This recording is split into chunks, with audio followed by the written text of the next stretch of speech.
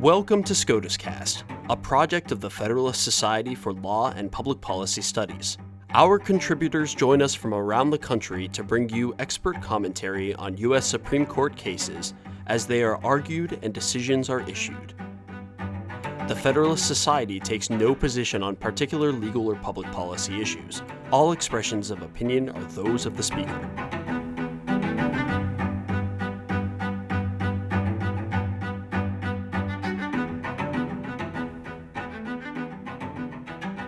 Hello and welcome to SCOTUScast. I'm your host, Justin Drewer, on behalf of the Faculty Division of the Federalist Society.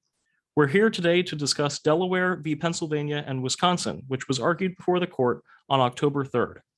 It's my honor to introduce our guest today, Professor Donald Kochan, who is a professor of law and the Deputy Executive Director of the Law and Economics Center at the Antonin Scalia Law School at George Mason University. So to start off about why this case matters, why it should be of interest to you, I'll hand things over to Professor Kochan to kick us off. Thank you, Justin, and thank you to the Federalist Society for holding this SCOTUScast. I'm excited to talk about this case. It may seem like a non-exciting case. It may seem like a rather obscure technical case of what constitutes what kind of financial transaction and what constitutes a check or what constitutes a money order, which we may not seem to care much about. But I want to just sort of start by raising the idea that this actually could be a big case across a number of different areas. First off, it's important in its own right to resolve the particular controversy before the court between these states, and it does have high stakes. It's about which state gets to keep hundreds of millions of dollars, which can end up being quite a significant outcome. And so that allocation issue between the states is important for that financial reason. But there's also a big issue of matter of statutory interpretation here, particularly a clause which says other similar instruments, and we'll get to that, I think, when we have our discussion. And how do you interpret a statute which has a catch-all kind of provision, including what kind of things inform our understanding of similar for determining what gets covered by a clause? I think that that statutory interpretation issue might have an impact on a variety of different statutes, which include similar kind of similarity language. Then there's the role of the presumption against displacement of the common law, and whether or not we should read statutes based on that maxim. And I think that this case is one that will need to address that question in terms of defining the scope of the statute at issue. There's also equity and federalism concerns between the states and whether or not those should inform the interpretation, including whether or not the purposes of the statute, which was designed to further equity between the states, should inform that similarity discussion to figure out what kind of instruments this covers. And then, finally, although certainly not the only last thing, is it does help us to understand a little bit more about the abandonment of personal property. So with that, I hope I've kept some people interested to listen to the specifics of the case, and I'll turn it back to you. All right, thank you for that. Hopefully, this keeps people's attention. I think this is a good format that we can explore. That was a good idea to kick off like that. So, kind of bringing us back to the kind of beginning of the case, maybe before we get to those specifics. What is the kind of background of this case? How did we get to this point?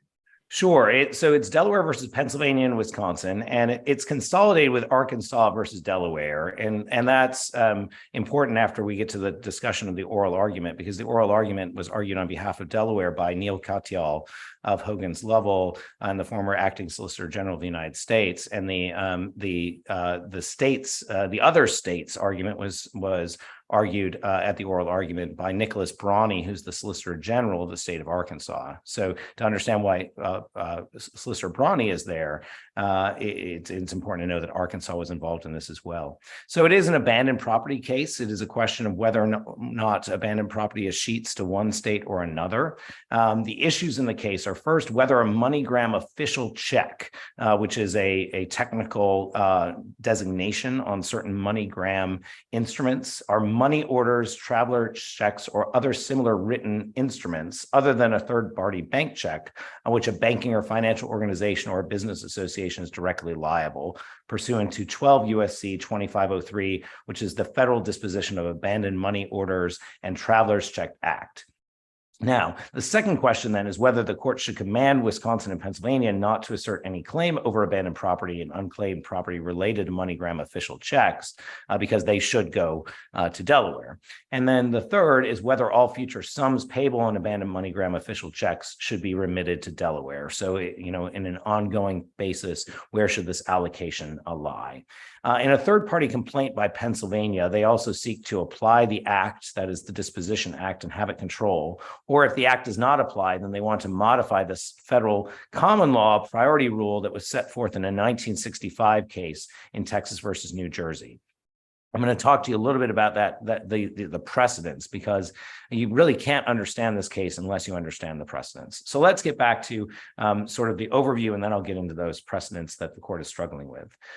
So what are these transactions that are at dispute in the case? Mostly these are disputes between several states over which state should keep the abandoned property. In other words, to which state should unclaimed or uncashed checks issued by MoneyGram payments systems escheat.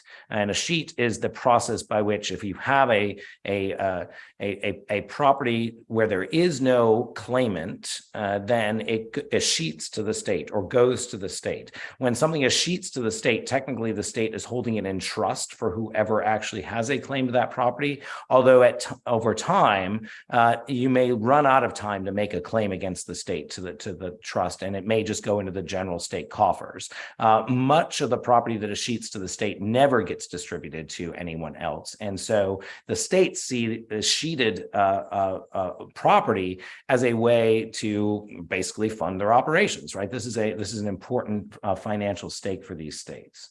So MoneyGram is the largest provider of money orders in the country, and in addition to money orders, the company also issues these official checks, which are for larger amounts and sold at financial institutions instead of what we might think of as laymen as the money orders, which are the small dollar transactions. And the state of Delaware wants us to focus on the definition of money order as being sort of those small dollar transactions where the bank isn't involved in this big financial aspect. So there's been an enduring dispute over these abandoned MoneyGram official checks, specifically two types of these official checks. One are called agent checks, and the others are called teller checks under this category. These, whether or not they should remit to Delaware, where MoneyGram is incorporated, that would be the common law rule. Okay, so if there's no address for it to go to, then it would go to the place where the debtor was incorporated, or whether it should go to the states where the checks were purchased. And this is the 2503 rule, which seeks to abrogate the common law rule by statute and say, no, actually, we want it to go wherever the transaction occurred when we can't find the actual creditor. Again, this is only when we can't find the creditor, we don't know the address, we don't know who to send it to, and it's been abandoned. So the history behind this is interesting, and it really is about a number of states in around 2015 and 2016, starting with Pennsylvania and some other states, began suing Delaware in federal court, seeking this return of the funds. Delaware claims that the uncashed official check should be escheated to the state where the check issuer or debtor is incorporated, and that no statutory rule under 2503 applies because these are not instruments covered by 2503. Again, 2503 only covers money orders or traveler's checks. And so if these are not money orders or traveler's checks that we're talking about, these agents checks and tellers checks, then the statute wouldn't apply. If they are, then the statute applies, which means that instead of going back to the common law rule, we have to go to the statutory rule, which is that the money that's been abandoned goes to the state where the MoneyGrams, or these instruments, let's not presume that they're MoneyGrams, right, were actually issued. Delaware moved to dismiss these cases, and on May 26, 2016, they filed a motion with the U.S. Supreme Court requesting leave to file a bill of complaint against other states regarding escheatment of uncashed official checks, and they claimed the court had exclusive and original jurisdiction under Article 3, Section 2, and under 28 U.S.C. 1251A. So back to the basics for a little bit. I'll tell you a little bit about the basics of property law and what we would normally require, and then see how the precedents filled out. And then I'll turn it over to you to talk more about or to ask me what you'd like to hear more about the case. But under the basic rule of finders of abandoned property, and go back to your first year course, owners who relinquish their rights in some way, the first to acquire the property generally gets full rights to the thing. Statutes may govern what it means to acquire, and under common law rules, an uncashed check typically escheats to the state of the creditor's last known address. There's a secondary rule that was developed in Texas versus New Jersey, a 1965 Supreme Court case, which we're going to talk about, and I'll spend a couple minutes on in just a minute. But suffice it to say, in that case, it established general rules of priority that said if there's an unclaimed property with an unknown owner address, then it should be escheated to the state where the holder is incorporated or where the debtor is incorporated. All right. So this goes again back to that common law rule. Nonetheless, there is a common law maxim mobilia sequentur personam, under which intangible personal property may be found to follow the domicile of the owner. And here the owner is the creditor, the person to whom the MoneyGram is issued. The debtor or the issuer does not have an entitlement to property. The creditor does. So it would normally just go to the creditor's state if we could find it. But the problem is we don't have addresses. And this is where this is the small category of cases that we're trying to address in this case. So what are the three key precedents involved here? One is these are all the precedents resolving disputes between which a state claims priority to claim certain abandoned intangible personal property. So the three cases are Delaware versus New York at 507 U.S. 490, 1993, and then Pennsylvania versus New York at 407 U.S. 206, 1972, and Texas versus New Jersey. And the Texas versus New Jersey case, they establish what are called the priority rules, which are at issue in this case, Delaware versus Pennsylvania and Wisconsin. The real issue here is in the Delaware, the Texas versus New Jersey case, was how do we resolve things when we don't have these addresses? So where by the first opportunity to escheat the property belongs to the state of the last known address of the creditor, that would be the normal case. If we have an address, we go to the last known address of the creditor. And we'll look to the debtor's books and records, and this is called the primary rule. And if it does, it goes to the creditor. If we don't have that address, we get dumped into the secondary rule. But let's talk about the primary rule for a minute, because it's important to see how much the primary rule is going to be a focal point for the court in this case.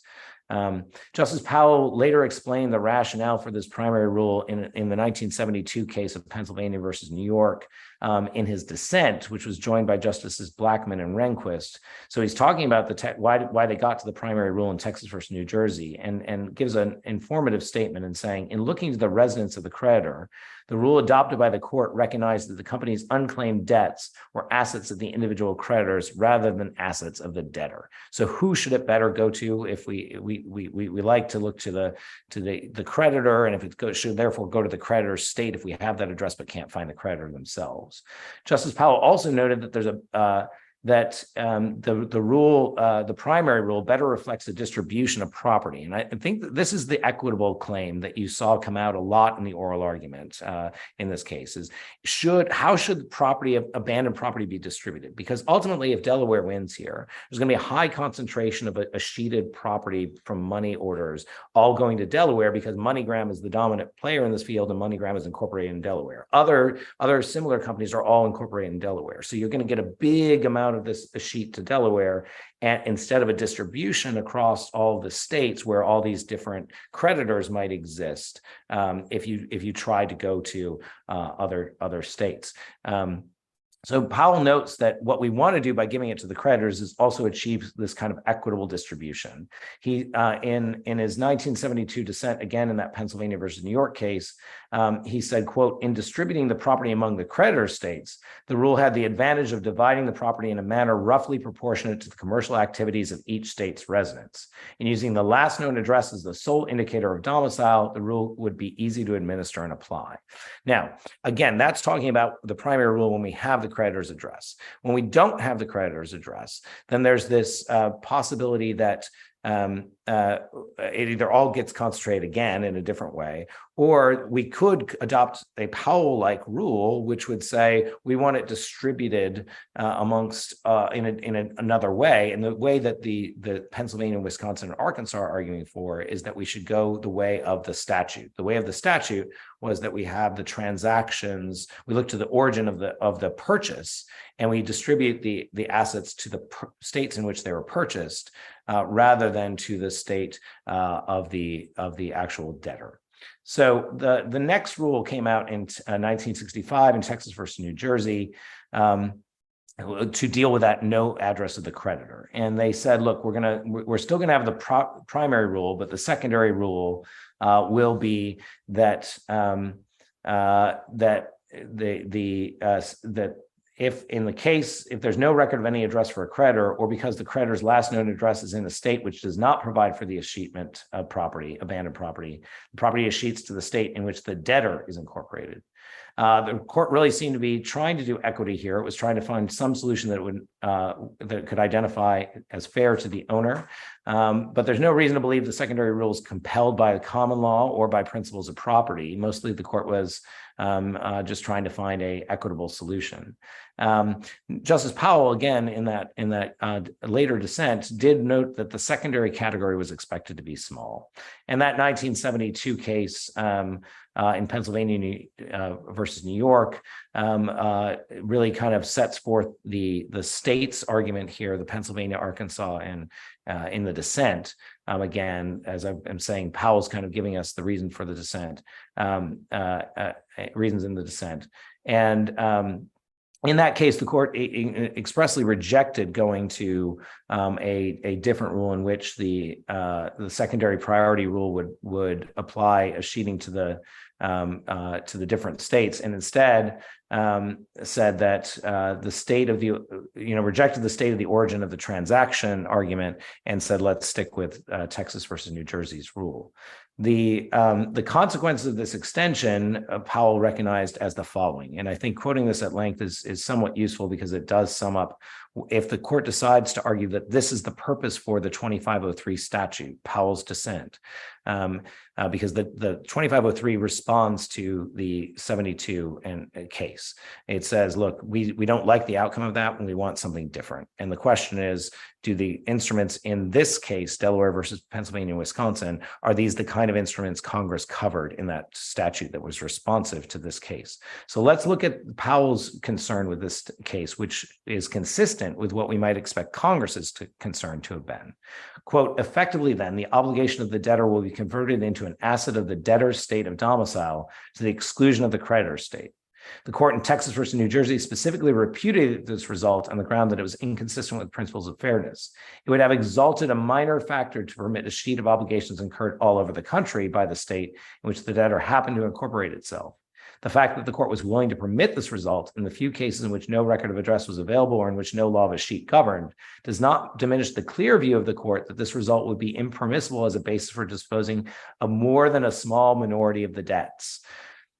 Yet the decision today ignores the court's unwillingness to exalt the largely coincidental domicile of the corporate debtor. It also disregards the court's clearly expressed intent that the escheatable property be distributed in proportions roughly comparable to the volume of transactions conducted in each state.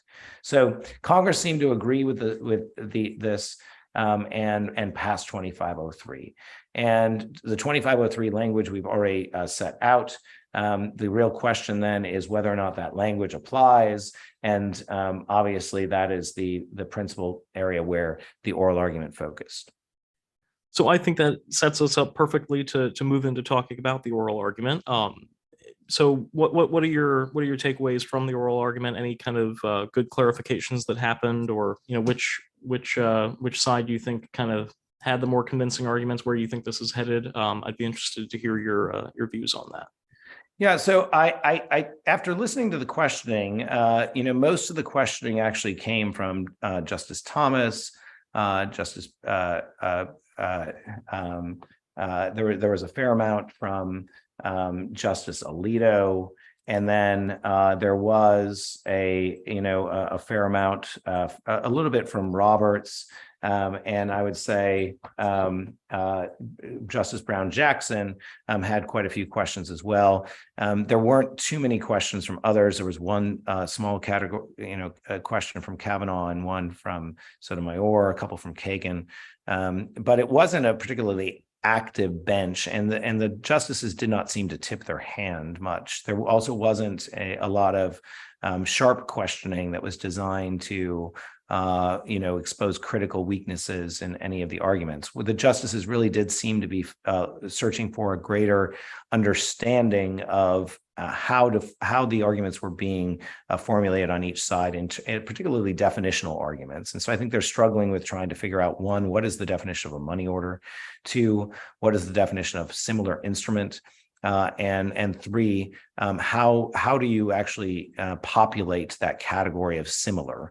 What are the tools for doing so? And is it primarily a linguistic exercise that looks to the meaning of the other terms? Should it be a functional exercise that looks at functional equivalency between different things?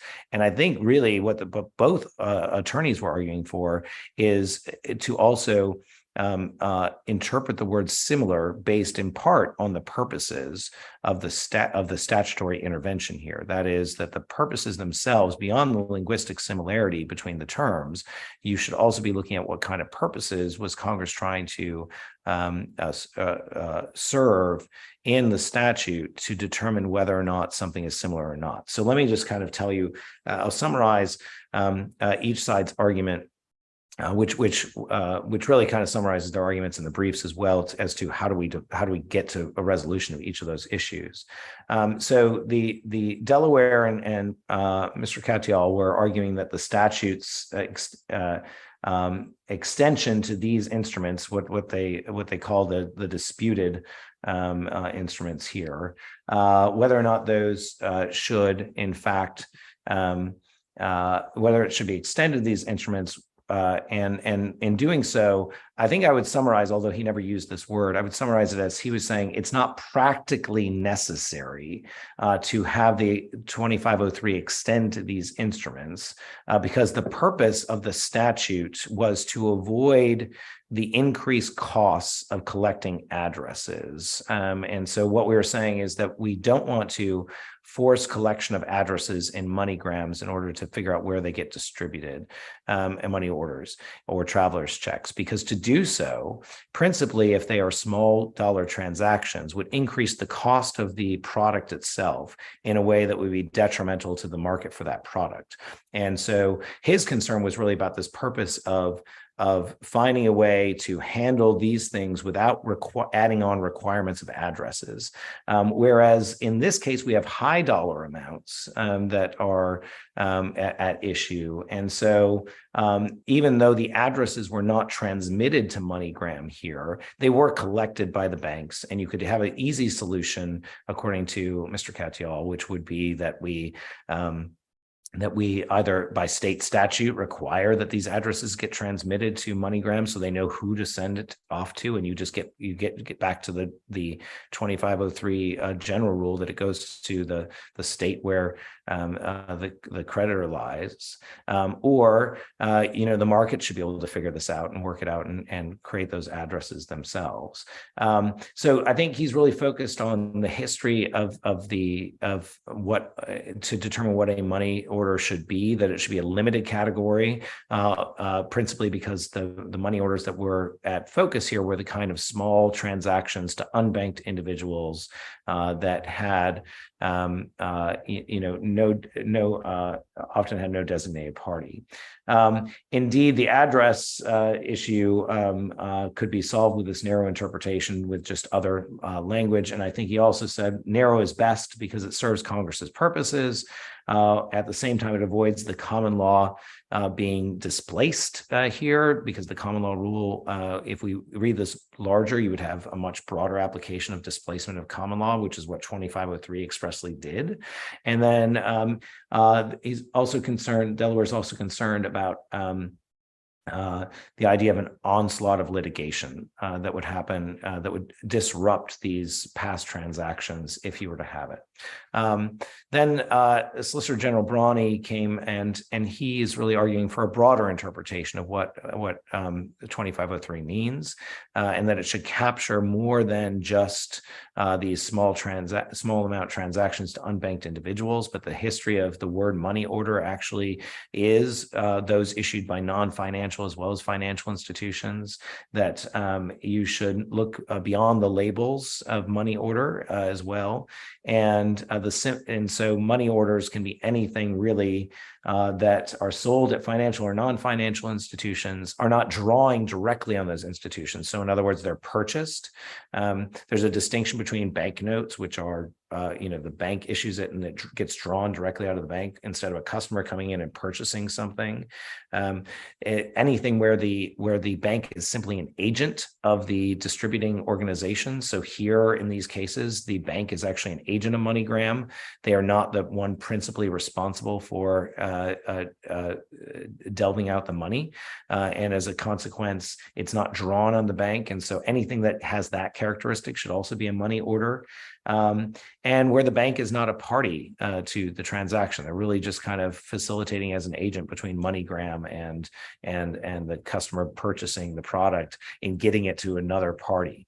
And so if that's the case, you do that. And what Brawny really is saying is a different purpose argument. It's not about the Congress wasn't concerned about the transaction amount, but transaction cost by increasing the collection of addresses. What Congress was really concerned about was this equitable distribution, and they wouldn't want the concentration of these kinds of industries in one state to mean that one state gets all the escheated property. And so very similar, I think although he never specifically mentions Powell's dissent, I think that's really a big area of focus there. So depending on which side ends up winning out, I know you said that there's no strong indication one way or the other, but either way that it could go, what impact would that decision have? Like, are there kind of similar situations where choosing either the equity argument, and kind of broadening the congressional statute, or reading it more strictly? Is there a similar situation where that kind of dichotomy could play out in the future that would we would look back on this case and go, well, that was kind of the turning point or the tell? Yeah, I mean, there is the mode of interpretation that we will use for identifying similarity. I think if we go to say that other similar instruments can be informed by the purpose of the statute itself, that can open up a purposivism sort of a can of worms that could lead to really kind of injecting a lot of additional material into statutes that's not in the text of the statute. And so I think from a textual perspective, there could be some concern if the purposes of the statute are used to heavily inform the use of the word similar. And so given that Congress likes to put in these catch-all provisions, which they sometimes do, just as, there was even an argument in the oral argument that, well, they just did it just in case. They weren't sure that there was anything else out there, so they just threw in this, and we wanted to apply to anything else similar, but they didn't really know if there were anything similar, and if that sloppiness can be problematic, especially if we are punting to the courts to do this. I do think that there is. There's always a question of when there's lack of clarity in a statute, whether or not the court should be conservative in its application, narrower in its application, so that Congress can be the one to expand if necessary. And you may see some themes of that coming in, which will inform, other statutory interpretation issues. That what I think is also really interesting, and I would expect someone to mention here, is that Congress has proven that they can correct the court on this issue, because that's precisely what they did with 2503. It was responsive to a previous court action. So I do think that there are other instances where Congress has passed statutes responsive to court action, and that is a kind of special category of interpretation, I think, and we may see some insights on how that should be accomplished. But the one thing I think it does show is that this is an area where the court might be willing to take an approach where they say, well, if we get it wrong, Congress knows how to correct us, and they've done that before. And I think that's more likely to then ask the court to consider what indeed, how broad did Congress intend this to be. There's also some claims that there's other property escheating to the state, or possibly escheating to the state, which is not covered by this statute. There's been some rumblings that this case could affect that broader category of what escheats to the state. But I think because 2503 has such specific language and clearly does not apply to some of the other areas of controversy, where we have other kinds of abandoned property, including other kinds of abandoned checks that clearly are not within 2503. I just don't think it'll matter, because this will become a statutory interpretation case that those won't affect. I'll be curious as to whether or not they choose to talk about any broader federalism issues related to the equitable distribution of these assets across states. And it's a curious area where, in terms of how we identify property, because it is something in which we want it to go to the ultimate property holders, and those are the creditors. And what should we care? How do we get it to them should animate some of this. And I do think that there's a possibility that will say, well, let's get it closer to the states, because that is another theme that I didn't mention at this point, is how do we get the property back to the creditors, if at all possible? Is it more likely to get back to them if it goes to the state of the purchase rather than in the state of, just a general gets all concentrated in one state? That's often seen as a goal in property law. Again, this wasn't in the oral argument at all, and I don't think it was covered very deeply in the briefs. But it is a goal of property law to even, to get this property back to the creditors if possible. And we're kind of calling it abandoned, but it's not truly abandoned yet, because there is some opportunity for the creditors to still make claims even on this unclaimed property. So unclaimed is a little different than abandoned, and I apologize if I use those things too coterminously at times. Well, thank you for the forecast and the clarifications. That was all very very interesting. I think we're probably getting towards the end of our time, so I want to give you the opportunity, if you have any kind of final takeaways from the case, or anything you wanted to kind of leave the audience with as we get to the end of our episode here. I think it's just a case that you shouldn't ignore, even if you're not interested in the particular facts of the case. Again, because of the themes I mentioned at the top of the program, I do think that the opinions are likely to be more interesting than the facts. With that, I hope that you will be searching for, and I hope we'll learn some things generally about how the court resolves statutory ambiguities, and how it deals with lists in statutes, and lists with catch-alls. And I think there will be broader applications of this, even if they're not directly stated. You should look for indirect cues that may come for the interpretation of other statutes as a result of how this 503 gets interpreted.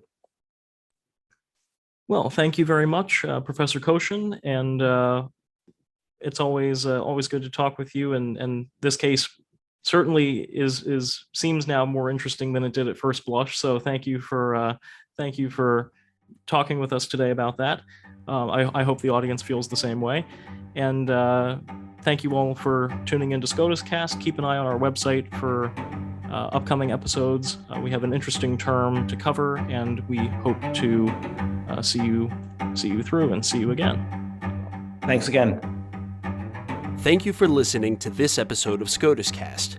SCOTUScast is a project of the Federalist Society, a not-for-profit educational organization of conservative and libertarian law students, law professors, and lawyers, founded upon the principles that the state exists to preserve freedom, that the separation of governmental powers is central to our Constitution, and that it is emphatically the province and duty of the judiciary to say what the law is, not what it should be.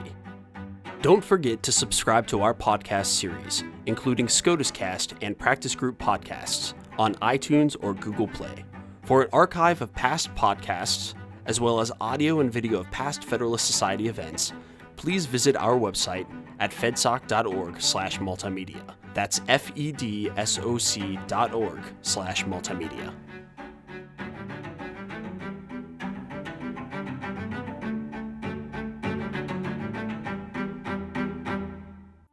This has been a FedSoc audio production.